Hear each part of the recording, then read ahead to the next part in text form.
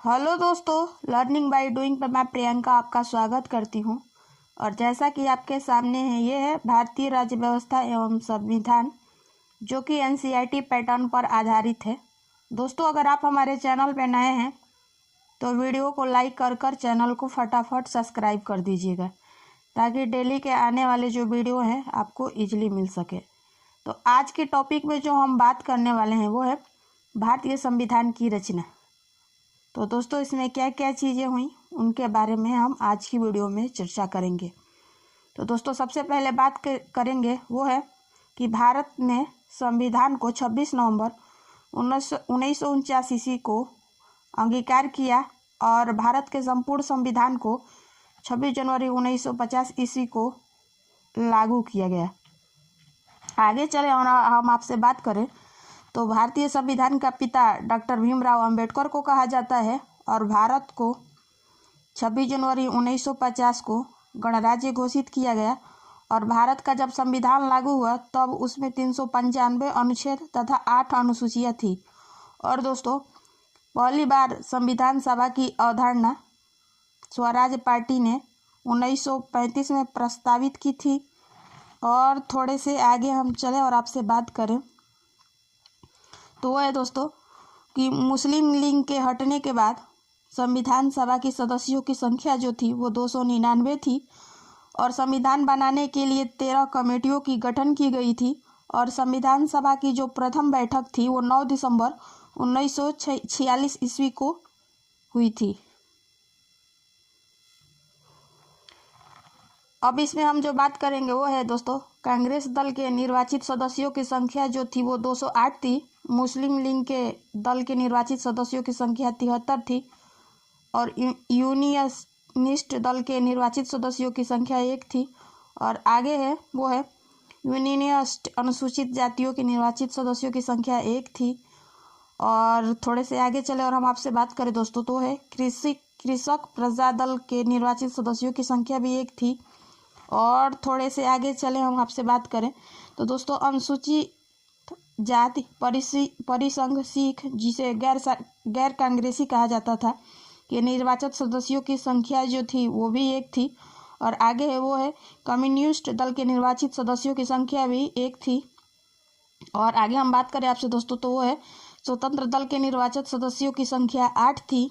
आगे नोट है कि कुल दल के निर्वाचित सदस्यों की संख्या जो थी वो 296 थी। ठीक है, एग्जाम में आपसे हो सकता है यहाँ से प्रश्न पूछे कि कुल दल के निर्वाचित सदस्यों की संख्या कितनी थी, तो वो थी 296। ठीक है, आगे बात करें हम आपसे दोस्तों वो है 9 दिसंबर 1946 ईस्वी को प्रथम बैठक के दौरान संविधान सभा का अस्थायी अध्यक्ष डॉक्टर सच्चिदानंद सिन्हा को चुना गया।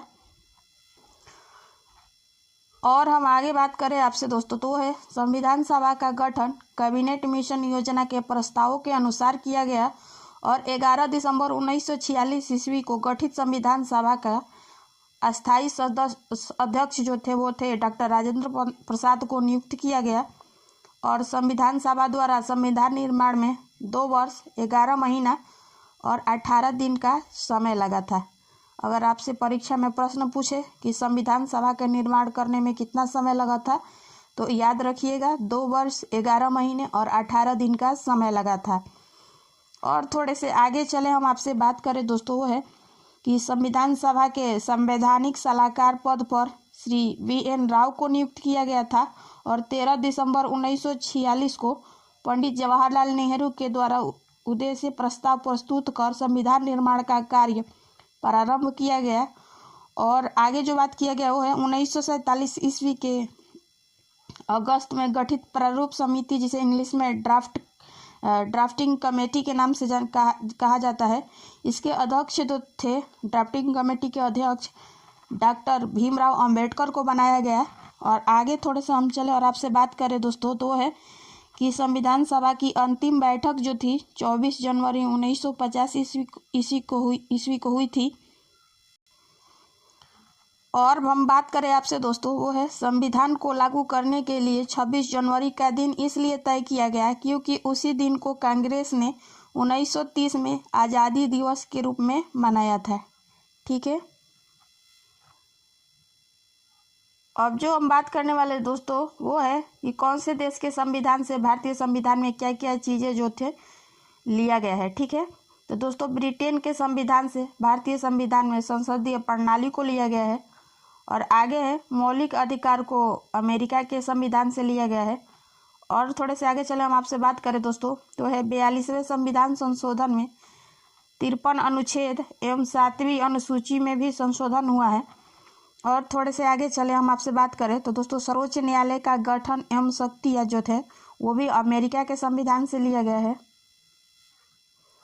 और दोस्तों उपराष्ट्रपति का पद जो है की व्यवस्था वो भी अमेरिका के संविधान से लिया गया है। और आगे है संगठनात्मक व्यवस्था की जो प्रणाली है वो कनाडा से ली गई थी। और आगे है राज्य के नीति निर्देशक तत्वों को आयरलैंड के संविधान से लिया गया है। और थोड़े से आगे चले हमारा आपसे बात करें दोस्तों तो वो है आपात उपबंध जो है जर्मनी से लिया गया है। मौलिक कर्तव्य का प्रावधान पूर्व सोवियत संघ के संविधान से लिया गया है। और संसद तथा विधानमंडल की प्रक्रिया यूनाइटेड किंगडम जो कि ब्रिटेन के संविधान से ली गई हैं। आगे बात करें हम आपसे दोस्तों वो है गणतांत्रिक व्यवस्था जो है फ्रांस के संविधान से ली गई है। समवर्ती सूची का प्रावधान ऑस्ट्रेलिया के संविधान से लिया गया है। और दोस्तों 22 जुलाई 1947 ईस्वी को राष्ट्रीय ध्वज अपनाया गया। और 24 जनवरी 1950 को राष्ट्रीय गान अपनाया गया। और 24 जनवरी 1950 को राष्ट्रीय गीत को भी अपनाया गया, यानी 24 जनवरी 1950 को राष्ट्रीय गीत और राष्ट्रगान दोनों को अपनाया गया। आगे बात करें हम दोस्तों तो 24 जनवरी 1950 को डॉक्टर राजेंद्र प्रसाद भारत के पहले राष्ट्रपति के रूप में चुने गए। ठीक है, आगे हम बात करें आपसे दोस्तों वो है डॉक्टर भीमराव अंबेडकर ने संविधान सभा में 4 नवंबर 1948 को संविधान सभा का अंतिम प्रारूप पेश किया। और केशवानंद भारती बनाम केरल राज्य निर्णय के अनुसार प्रस्तावना को संविधान का आधारभूत अंग माना गया है। आगे बात करें हम आपसे दोस्तों वो है कि भारत में विधान परिषद का विकास। तो चलिए इसमें हम बात कर लेते हैं क्या क्या चीज़ें थी जो जिनको मेंशन किया गया।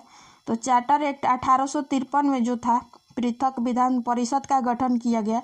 और इंडियन काउंसिल एक्ट जो है दूसरा 1861 में, इसमें विधान परिषद के भारतीय सदस्यों का गठन किया गया।